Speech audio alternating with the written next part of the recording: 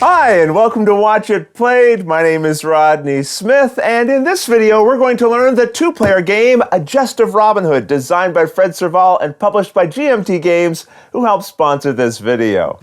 England waits for the return of its ruler, King Richard, but in the meantime, his brother, Prince John, conspires with the cruel Sheriff of Nottingham to raise taxes and keep the nobles happy while the common people suffer.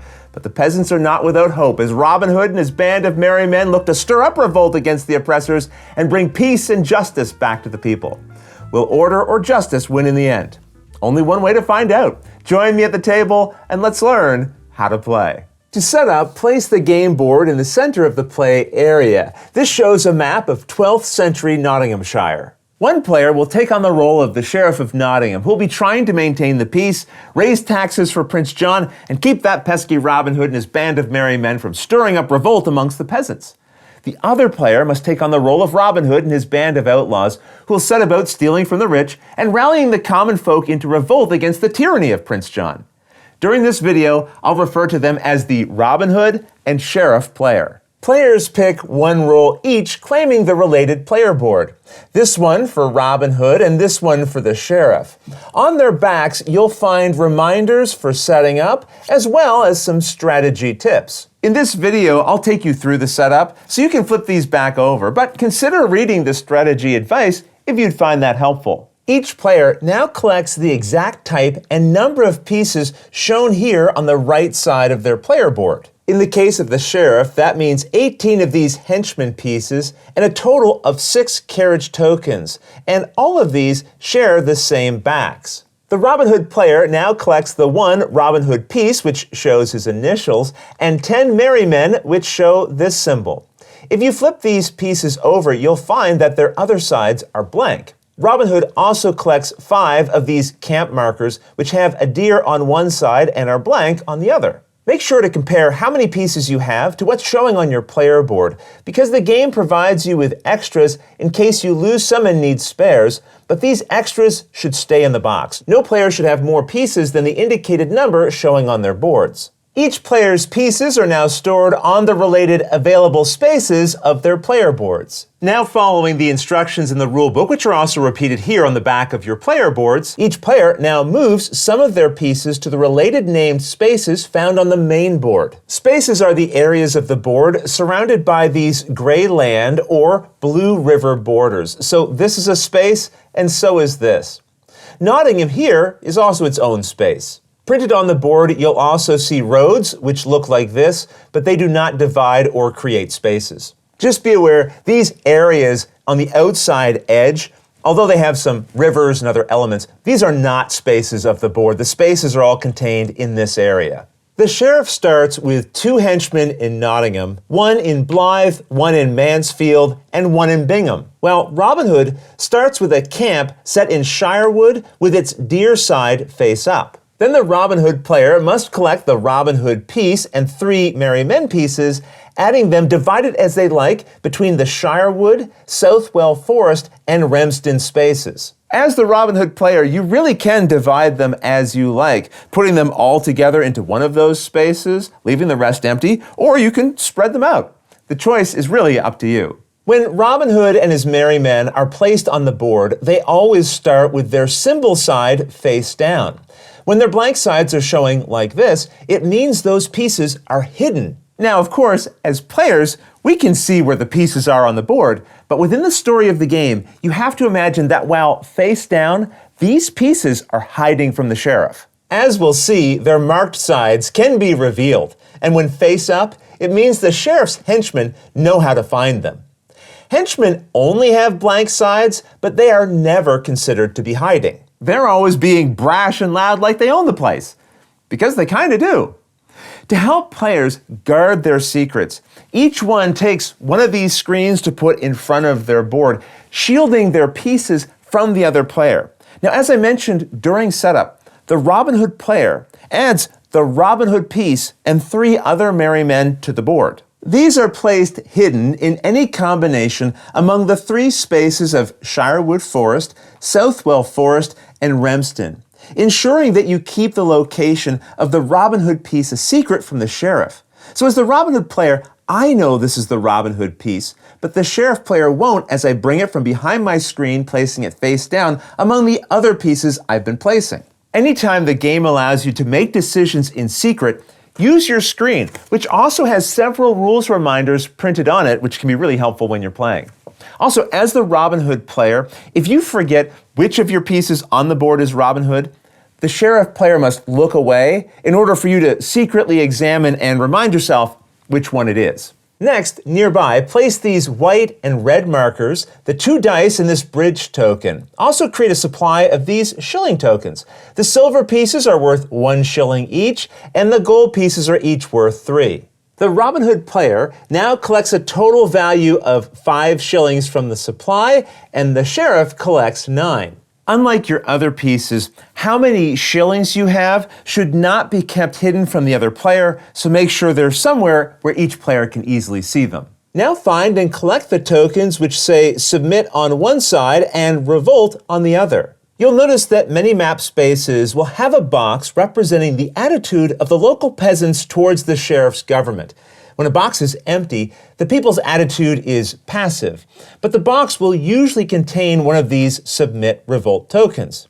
This side indicates that the locals are submissive and content to be taxed heavily under the sheriff's enforced order, while the token on this side in the space means they're in a state of revolt against the sheriff's rule. At the start of the game, Retford, Blythe, Tuxford, Newark, Mansfield, and Bingham are submissive, while Remston begins in a state of revolt. On the board, next to this Royal Inspection area, add the Royal Inspection token. Then add this red wooden Royal Favor piece to the silver 1 space of what is known as the Royal Favor track. In the bottom right-hand corner of the board, add this Robin Hood eligibility marker to this first eligible space of what is known as the initiative area, and then put the sheriff's silver eligibility token into the second eligible space. Now find and separate the cards of the game by their backs.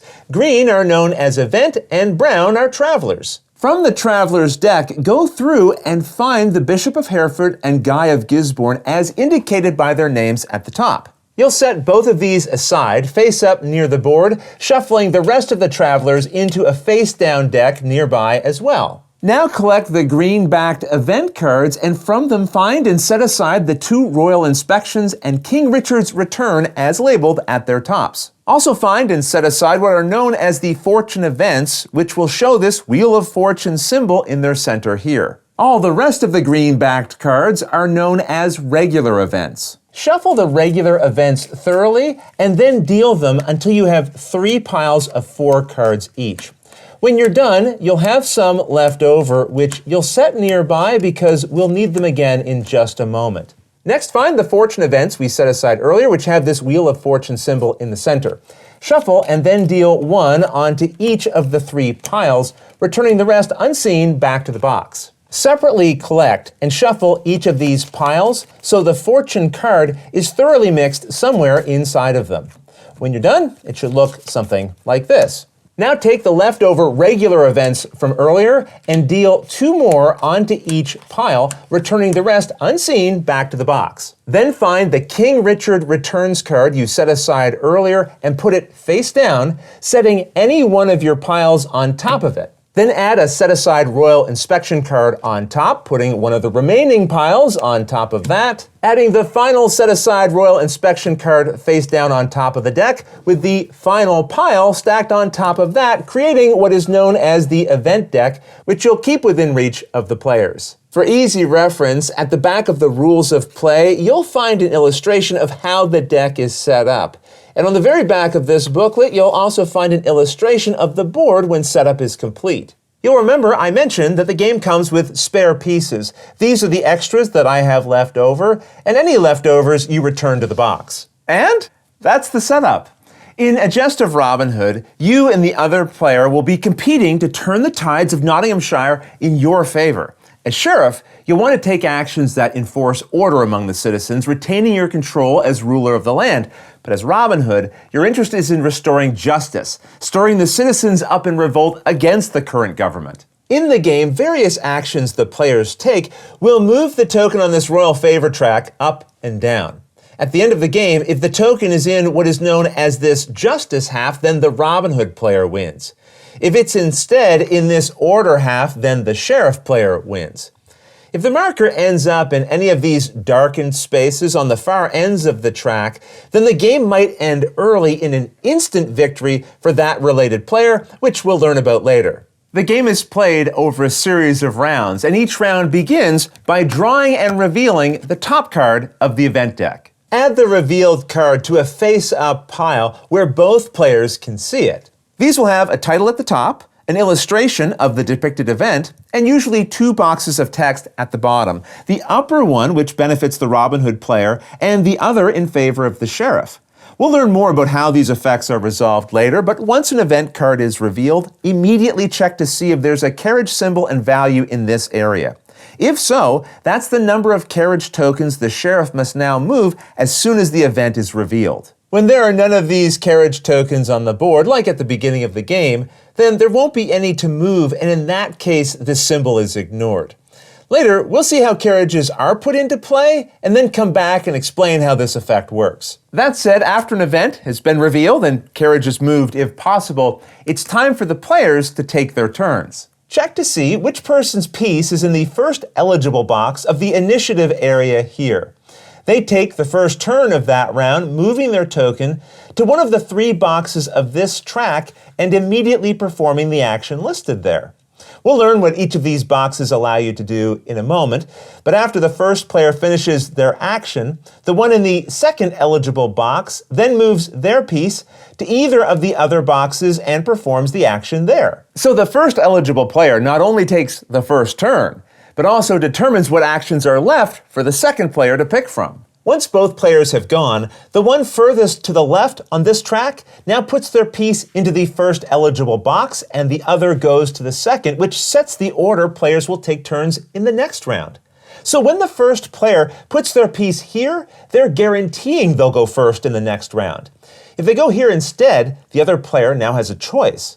Go here, knowing their opponent will be first eligible in the next round, or go here and ensure that they'll go first in the following round. So these choices determine not just what you'll be doing in the current round, but what options you'll have in the next one. Also note, when you move your piece to one of these spaces, rather than perform the action that's printed there, you may instead choose to pass. You still put your marker on the chosen space, blocking your opponent from being able to take it, but rather than resolve the action, collect 1 shilling from the supply if you're the Robin Hood player, or if you pass as the sheriff player, instead take the number of shillings showing in the box that you moved your marker to. So again, Robin Hood, no matter where that piece is placed, only gets 1 shilling if they pass. The sheriff player gets the number of shillings showing in the space, and you'll find a reminder of that printed right here. Anytime you collect shillings, take the required value from the supply, remembering these have a value of 1 shilling each, and these are each worth 3. There's no limit to how many shillings a player can have, and if the number of shillings in the supply ever runs out, just use a suitable replacement like other tokens you may have handy. So to summarize, during a round, the top card of the event deck is revealed, and you resolve any carriage movement as necessary, which we'll learn about later. Then the first eligible player moves their token to any space of this track, either resolving its listed action or passing in order to collect shillings. Then the other player moves their piece to a remaining open space, either taking its action or passing to collect the shillings. After, the leftmost marker goes to the first eligible space and the other becomes second eligible. Then you flip the next event card and resolve the next round. And with that, we now understand the flow of the game. Next, we need to learn how to resolve the action of the space we moved our marker to. So let's start by learning the event action. Here, you examine the current face-up event card and pick one of its 2 text boxes to resolve. The upper box typically benefits Robin Hood, while the bottom usually aids the sheriff, but either player is free to pick either when resolving an event. It's the Robin Hood player taking their turn in this example, so we'll say they choose the top action, which requires them to pay 1 shilling in order to replace any 1 henchman on the board with a merryman. Anytime you pay shillings, return them from the ones you have back to the general supply. With the cost paid, we now resolve the rest of the effect, which says to replace any one henchman on the board with a merryman. So maybe the Robin Hood player picks this one here, bringing in a merryman piece to put into that space. Remember, when merrymen come into play, they enter the board hidden, so face down. And then this piece would be removed.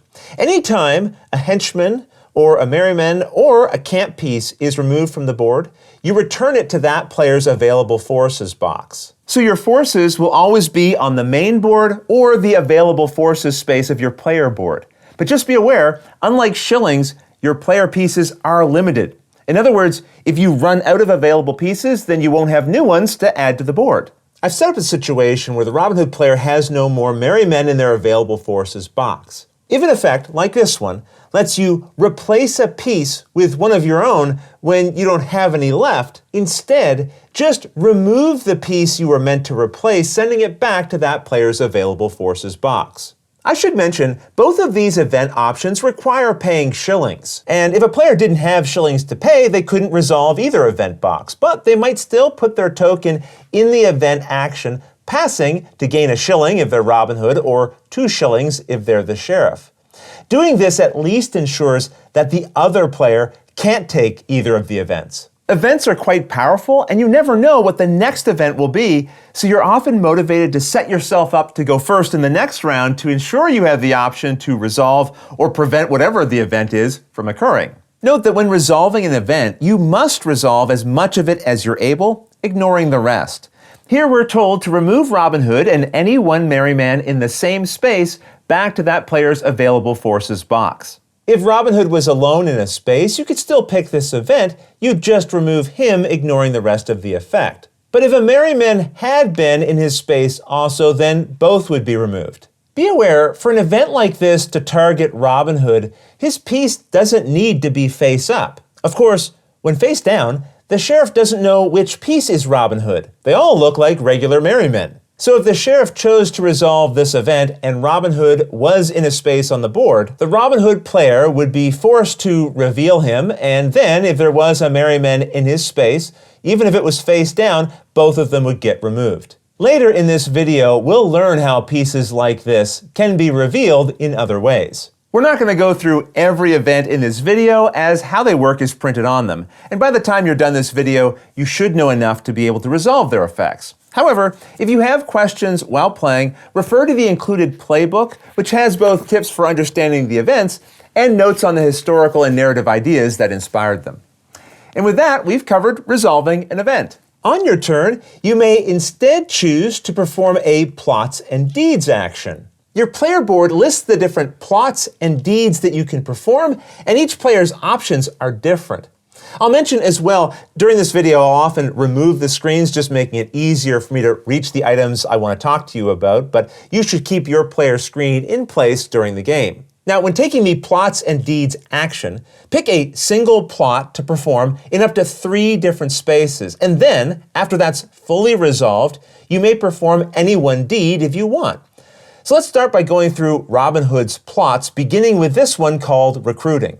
As indicated here, it costs 1 shilling per space you wish to recruit in, and you may recruit in up to 3 non-submissive spaces. This means any space that does not have a token with its submit side face up. So at the start of the game, that's only these 2 forest spaces and Remston, which is in revolt. Nottingham never has one of these tokens, but that's because it's always considered to be submissive to the sheriff. That means Robin Hood can never recruit here.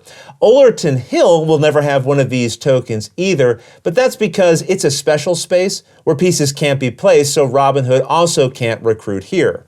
I'll mention, the game comes with pawns that you can use to mark where you intend to perform actions as a way of helping you plan your turn.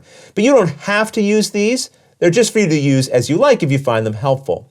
Also be aware, you can't pick the same space more than once during a single plot action. After you've picked at least one space you plan to recruit in and paid the required shilling, you resolve the recruit plot there. There are 4 different ways to resolve the recruit plot, and you can use the same or a different way in each space you plan to recruit in, resolving each space one after the other. One option is to add a merryman to the space you picked. There's no limit to how many merry men can be in a space, and remember, these always come into play face down from your available forces box. Now keep in mind, the Robin Hood piece counts as a merryman. So if he was behind your screen, you can place him with this action, just don't give any indication that it's his marker you're placing. If the space you choose to recruit in has a camp, then you may instead put up to 2 merry men in that space. Now, as we'll see, during the game, merry men and Robin Hood can go from being hidden to revealed. When taking the recruit action in a space that has a camp, instead of adding new pieces there, you may instead flip all of the revealed pieces face down. If Robin Hood was among those pieces, the sheriff player must look away so you can mix the pieces to hide which one he is. The final way to instead perform the recruit plot action within a space is to replace a merryman you already have in the space with one of your camps. But the piece you replace cannot be Robin Hood. These 2 spaces are known as forest spaces, and a camp added to one of these is always placed deer side up. All the other spaces of the board except Nottingham are known as parishes. If a camp is added to a parish, its deer side is set face down, but it's still considered a camp. We'll see how the deer icon affects gameplay a little later. Either way, after placing a camp with the recruit plot, you then shift royal favor 1 space towards justice. And I'll just mention, if this marker would ever advance beyond the ends of its track, it just stays where it is. And be aware, unless an effect says otherwise, each space can have at most 1 camp, so we couldn't use the recruit plot to add another camp here. And just to be very clear, camps can never be put in Nottingham. So those are all the different ways to perform a recruit plot. Either add a single merryman piece, or add 2 if the space has a camp, or flip all merrymen face down if the space has a camp, or replace a single merryman with a camp and gain 1 justice. And in each space you recruit, you can pick any one of those options. And be aware, when taking any plot action, you don't have to make all of your decisions up front. You could pay for and recruit in 1 space and then decide after if you want to pay and recruit in another spot. And don't forget, you'll find reminders of all the options for recruiting right here on the player board. That said, let's now move on to a different plot you may instead perform: sneaking. Again, this costs 1 shilling per space, and you may pick up to 3 spaces to sneak from with this action. I should mention, for the rest of this video, I'll be moving and adding pieces to the board in a variety of ways to create the examples I want to be able to share with you. So if things on the board seem to be changing from moment to moment, that's why. With the sneak action, for each space you've picked to sneak from, move any number of merry men from that space to any adjacent spaces, meaning they can all go to the same adjacent space or to different ones. Spaces are adjacent if they share a gray land border like this. If they only have a blue river border, then they're not considered adjacent unless there's a bridge pictured on the map along the river connecting them. So, for example, Remston is adjacent to Bingham and Mansfield, because even though a river divides these spaces, there's a bridge here. Now, Remston is not adjacent to Nottingham because the river border here, where they touch, has no bridge. Notice the bottom event on this card. It allows the person resolving it to add this bridge token to any river border. For example, if they added it here, Remston and Nottingham would now be considered adjacent. With that understood, let's get back to resolving the sneak plot. As I mentioned, with each space you pay to perform this action, you may move any number of merry men into adjacent spaces. Sneaking pieces can be hidden or already revealed as I've set up for this example. After sneaking merry men enter a new space, if they had been revealed, they go into hiding and are flipped face down. So if Robin Hood was among them, the sheriff player should look away so that piece can be mixed among the other face down ones so it's not obvious to the sheriff which piece is Robin Hood. Be aware, if sneaking pieces enter a space that's submissive, meaning the locals are accepting the sheriff's laws, you must count the number of merry men entering this space, ignoring any already there, and then add that total to the number of henchmen in the space. So in this case, 1, 2, 3, 4. If the total value is greater than 3, then all of those sneaking merry men are revealed if they weren't already. So let me just show this example another way, and we'll say Robin Hood comes in alone as a single piece and was already revealed. Again, because this space is submissive, we count how many pieces tried to sneak in, 1, add that to the henchman, that's 2, for a total of 3, which is not greater than 3, so now the sneak move is resolved as normal and the piece would go into hiding. Thematically, I like to think of it this way. When you sneak into a submissive space as a large group, it's harder to hide. And because the locals there are following the sheriff's rules, they'll rat you out.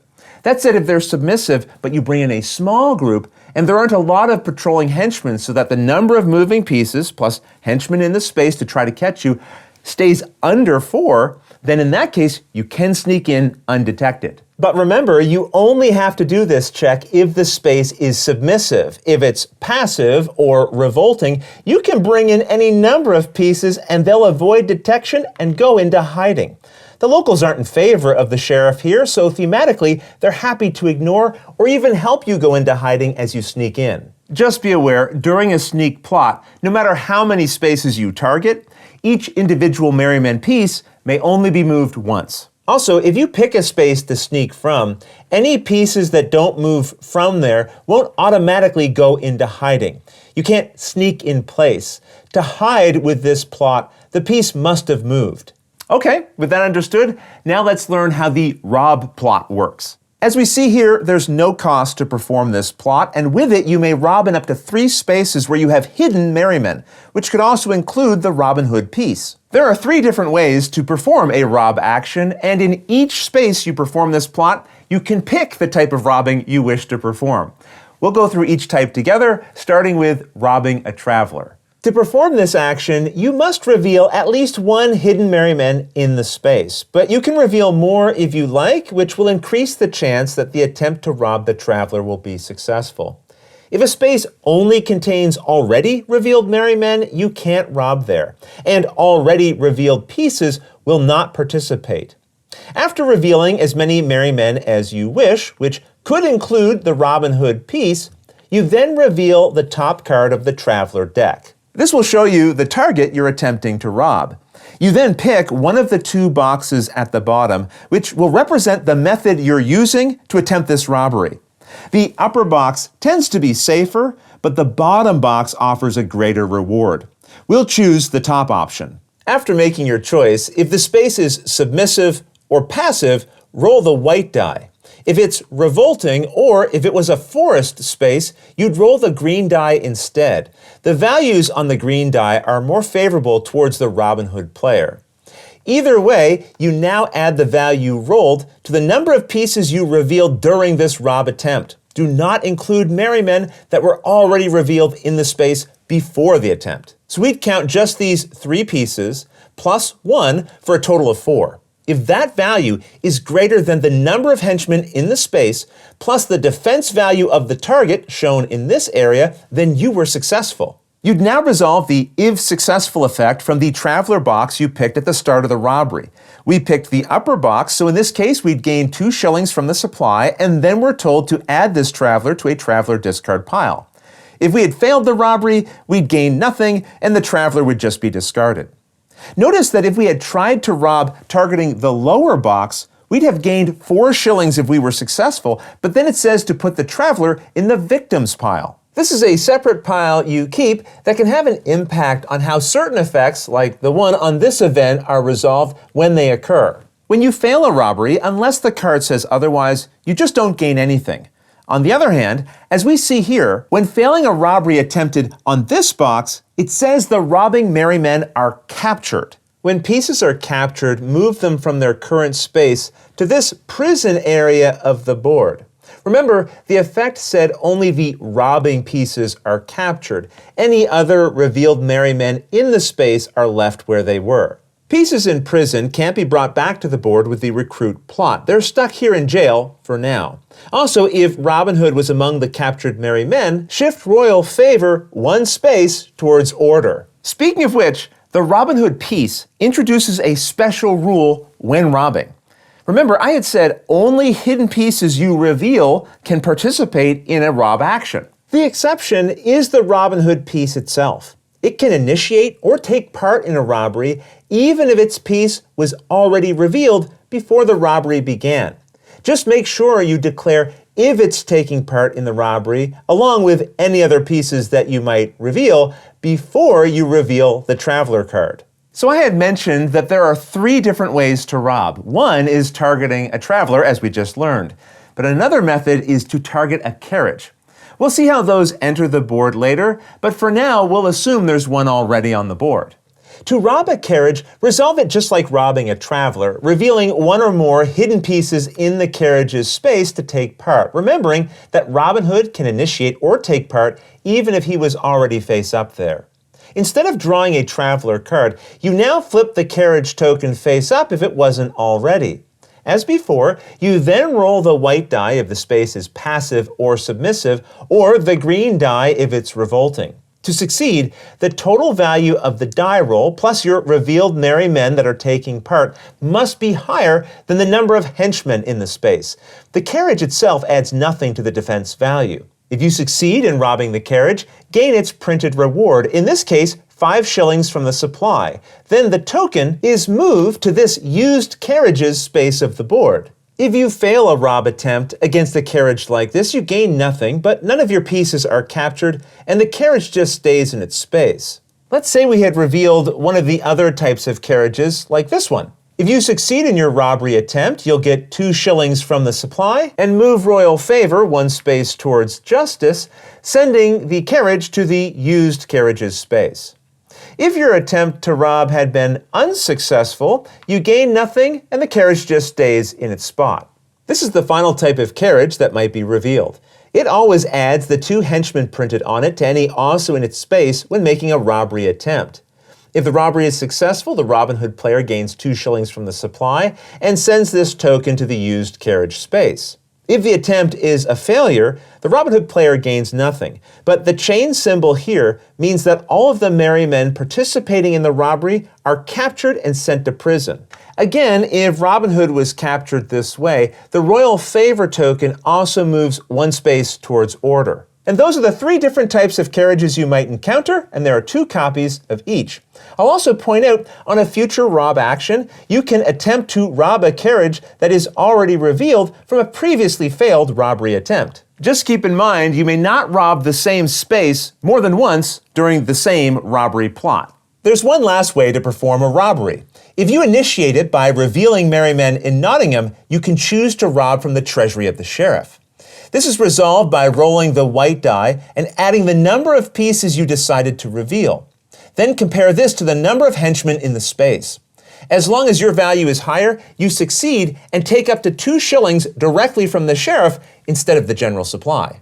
If you fail during this robbery attempt, you gain nothing, but none of the robbers are captured either. That said, when revealing robbers in Nottingham, you can still choose to target a traveler instead and resolve a robbery that way as previously explained. That covers the 3 different ways you can perform a robbery, and you'll find reminders of all of these steps along with the types of carriages and travelers you might encounter listed on the inside of each person's player screen. We've now covered all the plots Robin Hood has to choose from when performing the Plots and Deeds option after moving their marker here. However, after fully completing their chosen plot, this space allows them to then perform any one deed if desired. So let's go through each one, starting with Turncoat. This costs 1 shilling and requires a parish that's in a state of revolt that also contains 1 henchman and a merryman. It doesn't matter if the merryman is hidden or revealed, and if it's hidden, this deed doesn't reveal it. You just return the henchman to the sheriff's available forces box and put any merryman from Robin Hood's forces box face down into that space. Remember, your player pieces are limited to what you have. So if the Robin Hood player didn't have a merryman left in their available box to put onto the board, then this effect just removes the henchman instead. Next we have the Donate Deed, which costs 2 shillings per parish. You then pick up to 2 submissive parishes with at least 1 merryman and at least as many merrymen as the number of henchmen there, if any. It doesn't matter if those pieces are hidden or revealed. You then set each of those parishes to revolting, and you don't reveal any of your merry men to do this. Next up, we have Swashbuckling. This costs nothing and can be resolved in one of 2 possible ways, but both require using the Robin Hood piece. One option is to have Robin Hood and up to one of the merry men in his space go into hiding. That said, if either or both had already been hiding, they can still be picked. If at least one of them had been face up, the sheriff should look away so the pieces can be mixed, so it's not clear which piece is Robin Hood. Once hiding, or if they'd already been hiding, they must either go together to one adjacent location or split up and go to two separate adjacent locations. Once again, if one of these pieces ends up in a space with other merry men pieces, the sheriff should look away so they can be mixed. Also notice that unlike the sneak plot, if the space you move into is submissive and the number of moving pieces plus henchmen is greater than 3, the swashbuckling pieces still stay hidden. Alternatively, you can use the Swashbuckle Deed to target Robin Hood when he's in prison, moving him from there to any space adjacent to Nottingham, leaving him revealed side up. The final Robin Hood deed is called Inspire, which costs nothing but must target a parish space where the Robin Hood piece is hidden. If the space is submissive, you can now reveal Robin Hood to set it to revolting. If instead the space had already been revolting, then you can use the Inspire deed to reveal Robin Hood there and shift royal favor one space towards justice. With that, we've covered all of the Robin Hood players' options for plots and deeds. So now let's switch over and see what options the sheriff has when resolving plots and deeds. First up, we have the hire plot, which costs 2 shillings per space you hire in, and you may target up to 3 different spaces. If the space is a submissive parish, add up to 2 henchmen there from your available forces. If you pick Nottingham, then you can add up to 4 instead. You can always place fewer than the allowed amount, and I'll mention any number of henchmen can be in a single space. You can also target a revolting parish with this action as long as you have more henchmen than merry men there. But instead of placing henchmen, in that case you turn the parish from revolting to submissive. Next up, we have the patrol plot. This costs 2 shillings per space, and you may target up to 3 different spaces. This is similar to Robin Hood's sneak plot, but remember, for that one, you pay for the origin space, and pieces can go from there to any number of adjacent spaces. The patrol plot is a bit different. The sheriff instead pays for a destination spot, moving any number of henchmen from adjacent spaces into it. After, the sheriff picks and reveals 1 hidden merry man for each henchman in the space, whether they had just moved in or were already there. If the sheriff picks and patrols a forest space, it's harder to find merry men there, and they only reveal 1 for every 2 henchmen. Remember, if the sheriff has a choice, it's the sheriff who chooses which pieces get revealed. The sheriff can also pay and patrol a space without moving any henchmen to it, using the henchmen already there to reveal the appropriate number of merry men. Just be aware you can never move the same henchman piece more than once during a patrol plot. This brings us to the capture plot, which costs nothing and may target up to 3 spaces that contain both henchmen and revealed merry men pieces and/or camps. Within the space, send 1 revealed enemy piece per henchman to prison. However, if the space is revolting, you only send 1 enemy piece to prison for every 2 henchmen. So in this case, we'd only capture 1. When capturing in a forest, each henchman captures 1 revealed merry man. But no matter where a capture occurs, revealed regular merry men must be taken first. Robin Hood can only be targeted for capture once they're gone, and camps can only be targeted by capture after all merry men and/or Robin Hood has been removed from the space. So if we were capturing in this space with 4 henchmen, the order would be like this. First, the 2 merry men would go, then Robin Hood would follow and go to prison, and then the camp is removed. If we had had only 2 henchmen here, then only these 2 merry men would go to prison. The Robin Hood piece and the camp would remain. I should also point out, when camps are captured, you return them to Robin Hood's available forces box. They're not sent to prison. Also be aware, if Robin Hood is captured, the royal favor is shifted 1 space towards order. Favor also shifts 1 space towards order for each camp that's removed this way. Remember, you can only remove a camp with the capture plot once all of the merry men in the space have been removed. This means if any are hidden, the camp can't be captured, because the sheriff can't capture hidden merry men, and all of these would have to be removed from the space before this can be.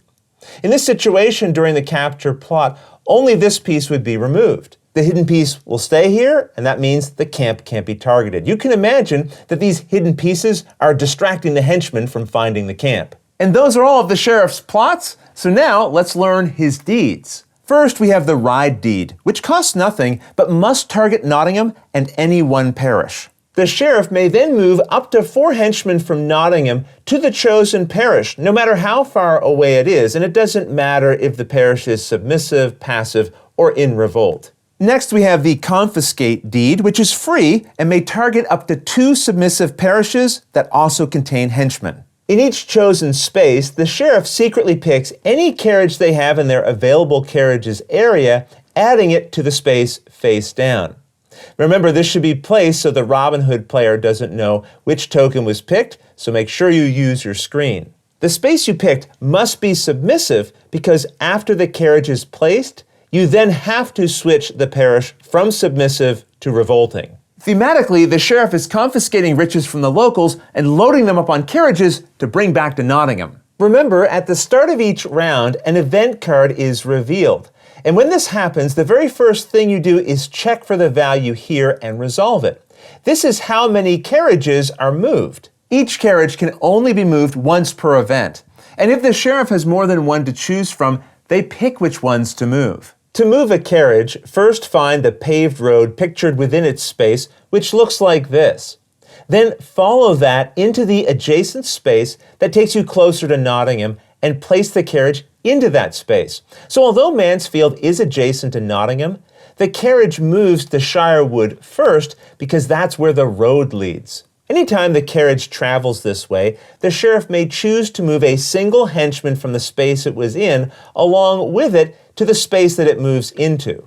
If an event moves a carriage that's already within a forest space, it then goes to Nottingham, is flipped, and the sheriff gains its benefit. This carriage earns the sheriff 5 shillings from the supply and also shifts royal favor 1 space towards order. When a carriage like this enters Nottingham, the sheriff gains 2 shillings from the supply and royal favor shifts 2 spaces towards order. Finally, this carriage earns the sheriff 2 shillings and favor shifts 1 space towards order. No matter the reward, carriages that arrive in Nottingham are then placed into this used carriages area of the board. If you ever need reminders of how royal favor shifts towards order or justice, your player screen lists all the ways that can happen in the area here. Now though, we'll wrap up the sheriff's deed options looking at Disperse, which costs 3 shillings and targets a single parish containing henchmen and any of the Robin Hood player's pieces. With this deed, no matter how many henchmen are in the space, the sheriff now picks up to 2 enemy pieces to remove. But they must pick merrymen pieces before camps. Other than that, they can pick any pieces they like face up or face down in any order. In this case, let's say they decide to pick these 2 pieces. Any pieces removed with this deed go to the Robin Hood player's available forces box. If they were hidden, the sheriff doesn't get to see the other side, so they wouldn't realize they just dispersed the Robin Hood piece. If a camp is ever removed by a Disperse deed, royal favor then shifts 1 space towards order. And those are all of the plots and deeds the sheriff can perform. That means we know how to resolve this space when a piece is moved to it. But now let's explain what happens when a marker is moved to the single plot option. The player who assigns a piece here may not perform a deed, and with the plot they pick, they can only target a single space. So for example, if Robin Hood chose the single plot option and they picked the recruit plot to perform, then they could only pick a single location to recruit in, and again, they do not perform a deed. In this way, the single plot option isn't as strong as performing a plot and deed, but it ensures you will become first eligible taking the first turn of the round. With that in mind, remember, after the players have each moved and resolved their markers, the marker furthest left becomes the first eligible and the other player becomes second eligible. Then you begin a new round by revealing the next event and moving carriages as indicated. Then the first eligible player moves their marker and resolves their selection, and then the second player goes. Then, once again, eligibility for the next round is assigned. However, on some event reveals, you'll draw a fortune event. Remember, these are any with this Wheel of Fortune symbol in their center. They'll have a single text box, and when revealed, you'll move carriages first, if necessary, in this case, none advance. Then you immediately resolve the fortune event's effect here. Once resolved, you immediately draw a new event from the deck, advance any carriages as necessary from its symbol here, and then players assign their markers. In this way, fortune events are a little interruption to the normal flow of the game where something unique happens before immediately moving on to the next event. Speaking of events, there are a couple of regular ones we should take a look at together. If the bottom box of this Guy of Gisborne Event card is resolved by a player, it says to place Guy into the Traveler's deck, but then also go through the Traveler deck to find and remove a Monk Traveler from it. If you don't find one there, go through the Traveler discard pile. When found in either location, it is then removed from the game and returned to the box. If you don't find a monk because it's in the victims pile, you just leave it there instead. The Guy card this refers to is the Guy of Gisborne Traveler card we had put aside during the setup. We now put it into the Traveler deck while going through and finding and removing a monk from the game, shuffling this deck after.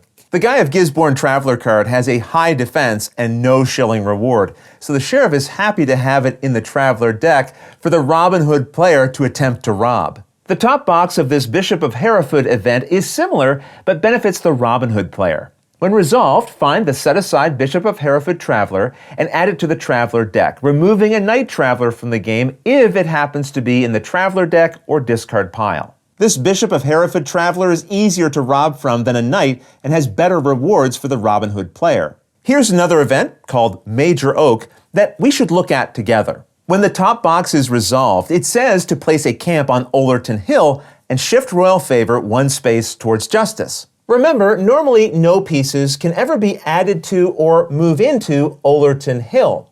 But once this event has been resolved, you then add a camp here deer side up. From now on, still, no other pieces can be added to or move into here during the game, but from now on, all spaces adjacent to Ollerton Hill, Blythe, Tuxford, Shirewood, and Southwell Forest, are considered adjacent to each other for the Robin Hood player only. So for example, this means merry men can now move from Shirewood directly to Tuxford during a sneak plot. But again, this only works for the Robin Hood player. The sheriff, for example, does not treat Blythe and Southwell Forest as adjacent. All right, now as I mentioned, we're not going to go through how every regular and fortune event works, but those few were unique enough, I thought we should.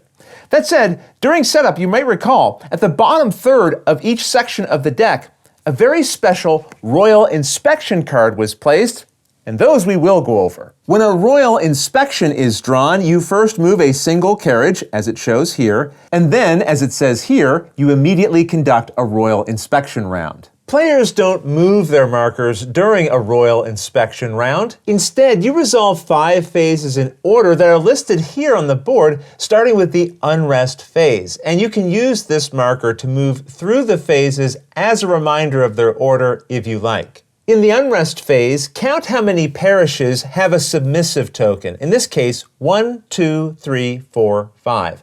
And keep in mind, you only check parishes. You don't include Nottingham, even though it's always considered submissive. Then using this chart found inside your player screen, move the royal favor marker accordingly. We see that if 5 to 7 parishes are submissive, royal favor shifts one space toward order.